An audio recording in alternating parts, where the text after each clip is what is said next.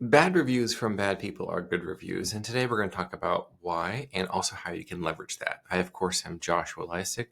I do this channel, Daily Persuasion, to curate current events and teach you how to better influence the VIPs in your life and career. The way I do that is leverage various lenses, filters, frames, you might say, from my experience as a ghostwriter of 97 nonfiction books, New York Times bestselling author and co-author, and being a certified professional hypnotist.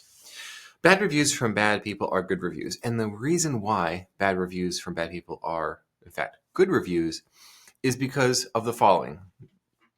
At the time of this recording today, Secretary of Defense in the United States, Pete Hegseth, as well as a Director of National Intelligence, Tulsi Gabbard, are both being attacked hardcore.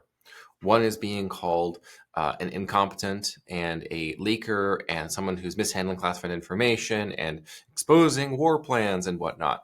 And the other is being called an Assad fangirl, an Iran sympathizer, pro-Russia, all of these sorts of things. Now, why are they being called this? Well, who is calling them that?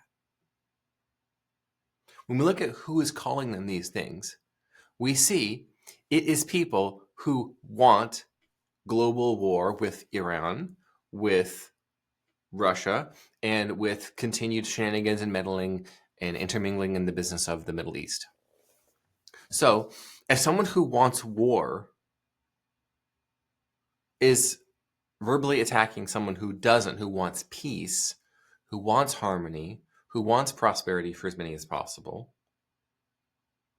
that person then accuses, oh, so if you don't want war with Putin, then therefore you're pro-Putin. It is a bizarre black and white stance that has no bearing on reality at all. So I want you to note, when people are attacking you in your own life, okay, who is it who is attacking you? If someone who is, let's say, someone who is pro-war is calling you a friend of the enemy, do you need to respond to that? Now, the best response that you can simply do, which is what Secretary of Defense Pete Hegseth and Director Gabbard have done, Tulsi Gabbard, is when they are attacked, they will either share or they will repost across their social media other things that those attackers have said that indicates they are very, very much pro-war. And so if someone who wants war is attacking you for being a friend of the enemy, that is a bad review from a bad person. Now, are they literally bad people? It's sort of shorthand for bad faith, meaning they're not really straightforward. They're not being authentic. They're not being honest. It's pretty clear they have an agenda. Perhaps they're on the board of, or they're an investor in various offensive weapons companies, publicly traded perhaps, or they're running a startup, for example.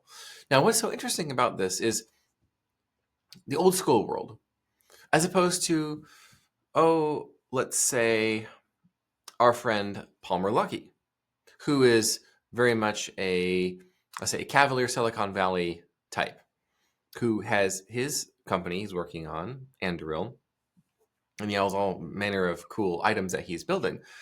He is a very much pro-peace character, and yet he's building a weapons company.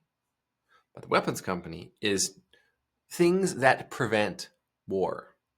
Things that prevent war, like these defensive drones that are designed to attack and bludgeon drones that are, let's say, going to be about some foul business. It's pretty cool what Palmer is up to. So this is a weapons company that you can, in fact, build that can maintain peace through strength.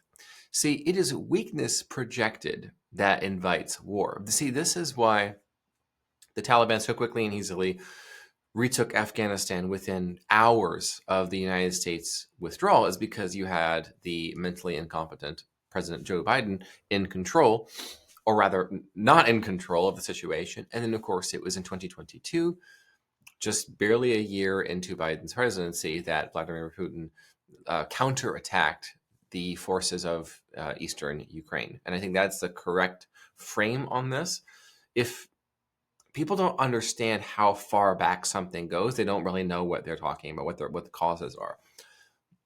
You can demonstrate in your own life to the audiences who are accusing you, they're bad people giving you bad reviews. You can simply respond to them and call out their lack of knowledge and like, okay, let's rewind the clock a little bit. Let's zoom out here a little bit.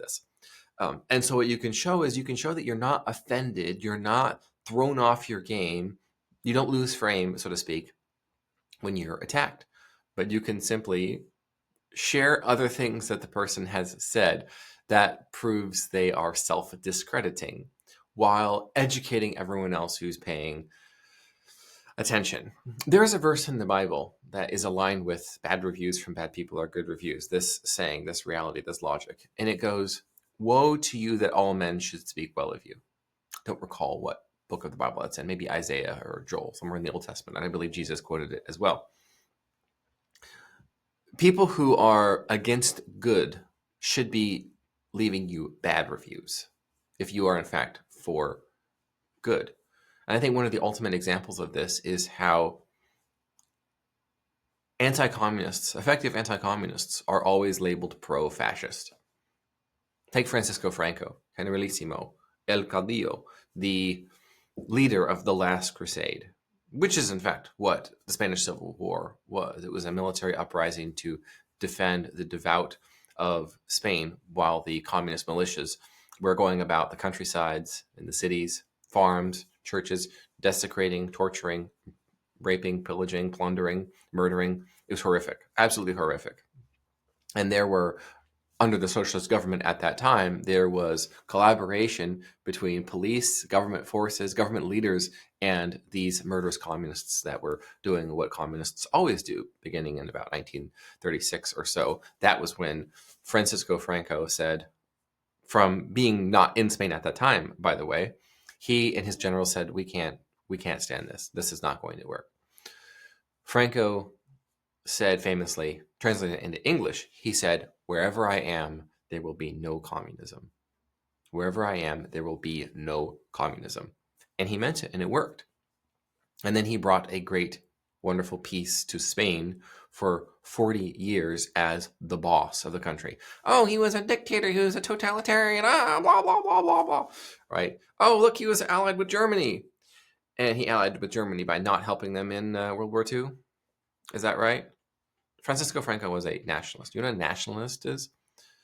Well, here in the United States, I am an Americanist. When we say America first in the MAGA movement, let's say in Trump world, we call it, what we mean is, by America first, we mean Americans first. We're responsible for these people. We have a duty to these people, to our fellow citizens. We do not have a responsibility for any duty to those who are not citizens of the United States. That's how responsibility works. It's how duty and obligation and honor work. And so in the context of the Spanish Civil War, where there are bloodthirsty bands of murderers running about the countryside, Franco put a stop to it. Wherever he was, there was no communism. And it was only after he passed away that Spain began a rush back towards socialism, and much progress was stalled and even reversed. And all memory of Franco has effectively been wiped out from Spain, unfortunately. And even now today, there's still stories these days about old Franco statues and memorials being found, being destroyed, melted down, and whatnot. And they're victorious over the communists. And so it just shows how good someone is by how bad the reviews are from bad people. If a communist is calling you a fascist, then you're doing a lot of things right. And in fact, you should wear that with let's say, a strong sense of pride. And that will be persuasive to those surrounding you.